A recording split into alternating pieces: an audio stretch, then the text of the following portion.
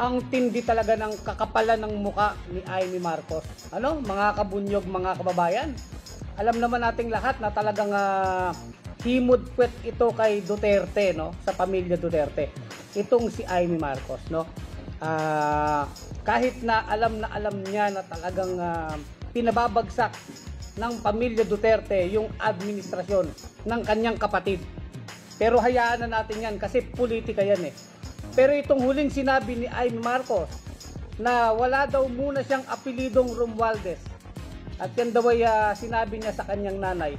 Napakakapal ng mukha mo, Amy Marcos, ano?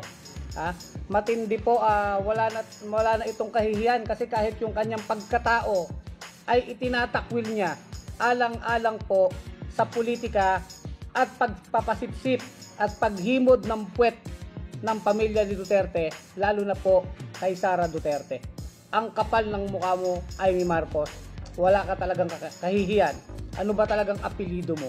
Dapat palitan ang apelido ni Amy Marcos ng Amy Duterte. Yan, bagay na bagay.